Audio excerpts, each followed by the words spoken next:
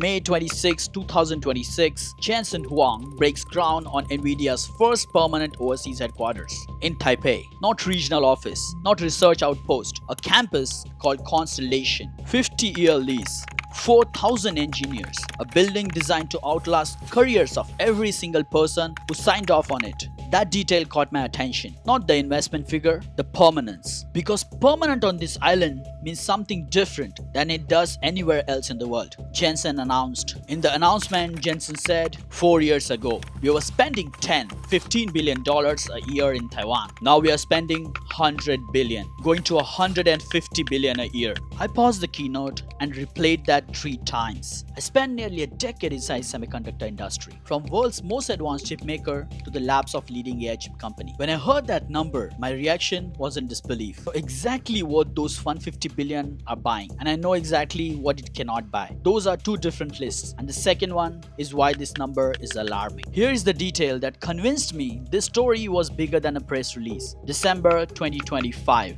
federal prosecutors in Texas unseal an indictment. A smuggling network had quietly been moving 160 million worth of restricted Nvidia chips towards China. More than 7,000 GPUs through shell companies, through freight forwarders, relabeled inside warehouse in New Jersey under a made-up brand, Sankeon. Workers peeling off Nvidia packaging, replacing it with fake labels, loading boxes onto trucks. Criminal infrastructure built entirely around semiconductor. Then last week, Taiwan ran its first criminal prosecution specifically targeting AI chips transshipment. The island is now named Enforcement Front. Criminal networks don't organize around products with alternatives. They organize around monopolies. The black market was saying plainly, there is no other source. When a black market for a product becomes this organized, this professional, you're not watching a technology story anymore. You're watching a resource war, and both sides already know exactly what the resource is. So what is 150 billion actually buying? Not chips, not factories, not technology in the abstract. It's buying access to cluster of buildings in western Taiwan, Hsinchu, Taichung, Junan, that have quietly become most strategically valuable real estate on earth. And here is the thing that took me a while to fully sit with. 2 million individual parts from over 150 Taiwanese suppliers to build a single Nvidia system. Jensen called it the largest product launch in the history of Taiwan. All of it coming from one corridor. Substrate suppliers whose truck are 40 minutes away. Materials companies feeding the process. Testing facilities downstream. Institutional knowledge built over 2 decades. All of it concentrated inside one postal code structure. This isn't a company. This isn't even really a supply chain in the traditional sense. It's an ecosystem. An ecosystem cannot be boxed up and shipped to Arizona. Here's what didn't make sense to me at first. If China is effectively closed, if export controls have already cut off the world's second largest economy, the logical response should be diversify, build somewhere else, reduce exposure. But Nvidia is doing the complete opposite. I went looking for why. Their own guidance numbers, a record with effectively zero data center compute from China baked in. Export restrictions didn't show the business. They eliminated an entire market, and that's when it clicked. They have already lost China. So the question isn't how do we manage China risk anymore? The question is how do we lock in the supply chain we do control? $150 billion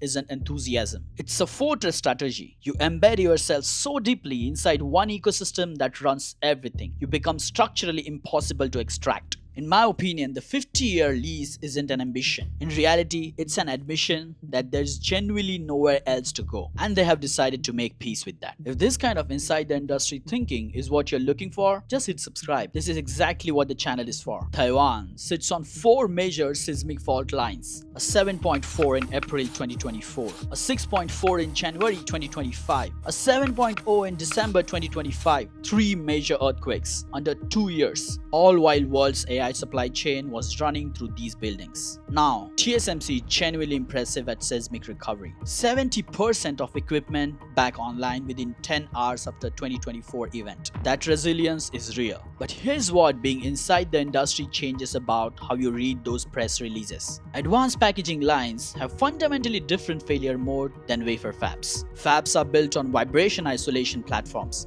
specifically engineered to absorb ground motion. Packaging lines historically were not, because they never needed to be at this precision level. What that means in practice, a seismic event that breaks nothing visible can still compromise bonds at scale you can only detect with an electron microscope. Those failures don't surface immediately. They surface 2 to 3 weeks later in burn-in testing. When finished chips start failing under load, the day 1 no damage announcement is what goes to the press. The yield number 3 weeks later is what goes to the board. 48 hours. That's what it takes. Not a missile, not an army, not a ship in the Taiwan Strait. Just 48 uninterrupted hours of something going wrong with water. The 3D packaging process requires extra pure water. Water is so clean, it acts as a solvent. Each line consumes millions of liters per day in the rinse cycles that cannot be interrupted. Here is the physics. A UPW system needs roughly 48 continuous hours of uninterrupted operation just to hold its sterility chemistry. If that cycle breaks, power loss, supply cut, anything, the system doesn't pause, it resets from 0. 2 full days to get back to clean. TSMC has backup power, enough for the fabs, but the packaging line are different calculation. A Taiwan Strait blockade wouldn't need to destroy a single building. Just interrupt the power feeding the water purification systems for one afternoon. Within 72 hours, the packaging lines go dark. Not from bombs, not from invasion, from the chemistry. That scenario does not appear in any analyst models I've ever reviewed. It should. TSMC Arizona is real. 4 nanometer production is running now. 3 nanometer by late 2027. Real capital. Meaningful progress. But here's where the story gets uncomfortable. Equipment can be shipped. Buildings can be constructed. Capital can be allocated. What cannot be relocated on short timeline is people. The process knowledge for advanced packaging, the bonding parameters tuned over a decade, the compensation logic for how substrates behave under the heat, the yield instinct built through years of production, these things don't live in manuals. They live in heads of small group of engineers in Taichung, in Junan.